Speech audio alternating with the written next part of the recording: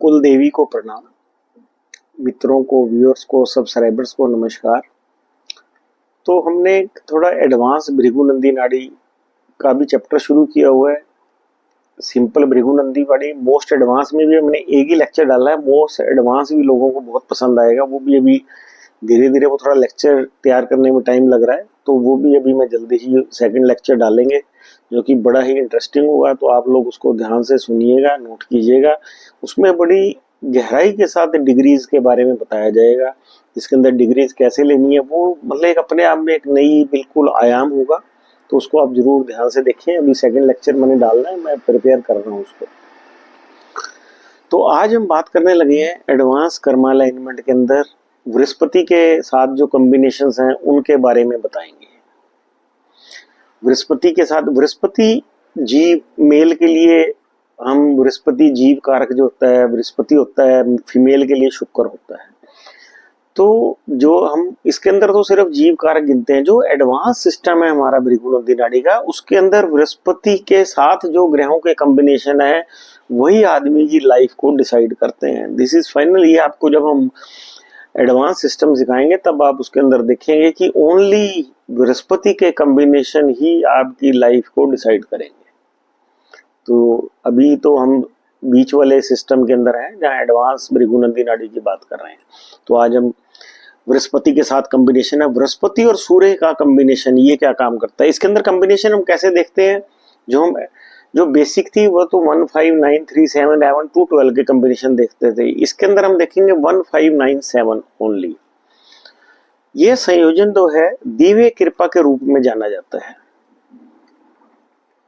और इसके अंदर दिव्य कृपा कैसे कि जातक के साथ आपने बार बार देखा होगा कि बड़ा तगड़ा एक्सीडेंट होता है, पहाड़ से गिरता है आदमी, या पहाड़ से गाड़ी समेत गिरता है और बच जाता है। ये इसी कॉम्बिनेशन वाले लोगों के साथ होता है जिनका बृहस्पति और सूर्य का कॉम्बिनेशन होता है। पिता के कर्मों के कारण जातक को यश की प्राप्ति होती है। अगर सूर्य बृहस्पति को पार कर जाता है तो जातक पिता के गुणों के साथ पैदा होता है। बृहस्पति अगर सूर्य को पार कर जाता है तो जातक जो है पिता के गुणों के साथ पैदा होता है। जातक का पिता एक नेक व्यक्ति होता है और जीवन में कई लोगों के गुरु या सलाहकार बन सकते हैं ऐसे लोग। जातक के परिवार पर भी देवी कृपा बनी रहती है। ये कॉम्बिनेशन पुत्र के जन्म के लिए बहुत लाभदायक है। दूसरा कॉम्बिनेशन है हमारा बृहस्पति और चंद्रमा का कॉम्बिनेशन। तो बृहस्पति और सूर्य के बारे में तो आपको बता ही दिया। ये बहुत अच्छा संयोजित कॉम्बिनेशन नहीं है। यह जातक को चंचल दिमाग दे सकता है, परंतु स्थान परिवर्तन से इस कॉम्बिनेशन में भाग्योदय होता है। ऐसा व्यक्ति बहुत यात्रा करना चाहता है, अच्छा खाना पसंद करता है क्योंकि चंद्रमा फूड भी है। ऐसे जातक की माँ एक नेक आत्मा होती है। जातक के लिए वो भाग्य का स्तोत्र बनती है। चंद्रमा जो है यहाँ सबसे बड़ी पुत्री का भी प्रतिनिधित्व करता है, इसलिए उसका जीवन भी बहुत अच्छा होता है, भाग्य साथ देता है। नॉर्थ वेस्ट डायरेक्शन व्यक्ति के जीवन में भाग्य पैदा कर सकती है, क्योंकि जो नॉर्थ वेस्ट डायरेक्शन है वो भी चंद्रमा ही होता है। अगला कॉम्बिनेशन है हमारा बृहस्पति और मंगल का कॉम्बिनेशन। एक महिला की कुंडली के अंदर मंगल जो है पति का प्रतिनिधित्व करता है। यह कॉम्बिनेशन दिखाता है कि महिला का जो पति है वो एक आदर्श व्यक्ति होगा। विवाह के बाद महिला जातक के पति की आर्थिक एवं व्यवसायिक उन्नति होती है। इस कॉम्बिनेशन वाले लोग मंत्र साधना कर सकते हैं और एक ही पंक्ति में निपुणता प्राप्त कर सकते हैं। जातक को बहुत चिंता होती है और अपने कार्यों को करते समय ऐसे लोग बहुत जल्दबाजी भी करते हैं। उन्हें अक्सर क्रोध की समस्या होती है। अगर राहु भी इस कॉम्बिनेशन में मिल जाए तो जातक को यह बहुत बड़ी परेशानी में डाल सकता है। अगला कॉम्बिनेशन है बृहस्पति और राहु का कॉम्बिनेशन। इस कॉम्बिनेशन वाले को जीवन में बहुत असुरक्षाएं होती हैं। उसने जीवन में बहुत अपमान सहन करना पड़ सकता है। ऐसे जातक के दादा एक कुलीन व्यक्ति होते हैं, क्योंकि राहु जो है दादा होता है। यहाँ तक कि जातक भी अपने पूर्वजों का ही अवतार होता है। जातक को विदेश में बहुत उन्नति और समर्थन मिलेगा। अगर ऐसा व्यक्ति बाहर जाएगा तो ऐसे व्यक्ति को बहुत तरक्की मिलेगी। ऐसे व्यक्ति का फोटोग्राफी में भी इंटरेस्ट हो सकता है। जातक के मुंह से निकले हुए शब्द कई बार सच हो सकते हैं। राहु या दादा का प्रतिनिधित्व करता है। अगला कॉम्बिनेशन है बृहस्पति और शनि का कॉम्बिनेशन। कैरियर की सफलता और प्रोफेशन में स्टेबिलिटी के लिए बहुत ही अच्छा कॉम्बिनेशन है।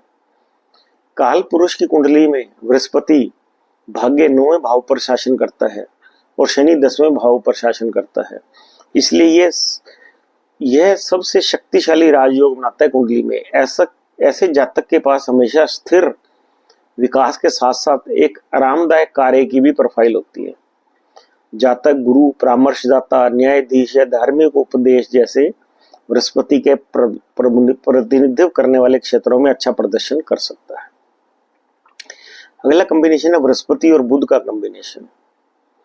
व्यापारिक सहयोग के कारण यह जातक जल्दी सीखने वाला होता है। जातक को बात करते समय नाक को छूने की आदत होती है। जातक का सेंस ऑफ ह्यूमर अच्छा होता है। जातक एक अच्छा नेटवर्क निर्माता भी होता है और इसलिए उसका एक बड़ा सामाजिक दायरा होता है। जातक का रुझान हमेशा नौकरी के बजाय व्यापार करने के लिए होता है। यदि बृहस्पति ने बुध पार कर लिया है तो यह दर्शाता है कि जातक ने अपने पिछले जन्म में जो कुछ भी सीखा है वह इस जन्म में भी उसके पास आएगा। अगला कॉम्बिनेशन है हमारा बृहस्पति और शुक्र का कॉम्बिनेशन। यह विवाह के बाद भाग्य को उदय करता है। जातक के पास हमेशा उतना ही धन होगा जितना उसको मूलभूत आवश्यकताओं के लिए जरूरी है। जातक की पत्नी एक बड़े और कुलीन परिवार से आती है। हालांकि धन के प्रति जातक के रवैये का पता इन दोनों ग्रहों की डिग्री से पता चलता है। अगर शुक्र बृहस्पति से आगे हो तो जातक भौतिकता और धन की ओर भागता है। यदि बृहस्पति शुक्र से आगे हो तो जातक भौतिकवाद की ओर नहीं भागता इस जीवन में किसी भी तरह से। तो हमने ये कॉम्बिनेशन पूरा कर लिया है। नेक्स्ट कॉम्बिनेशन है हमारा बृहस्पति के अंदर बृहस्पति और केतु का कॉम्बिनेशन।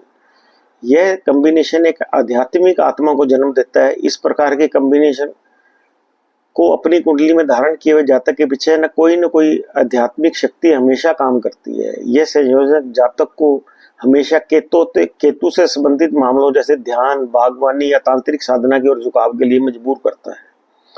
जातक के नाना विद्वान और रईस होते हैं। जातक हमेशा अपने कार्य को अंतिम चरण में अटकाता रहता है। हालांकि यदि जातक केतु की ऊर्जा का सकारात्मक प्रयोग करे तब जातक को अपने जीवन में बहुत भाग्य का अनुभव होता है।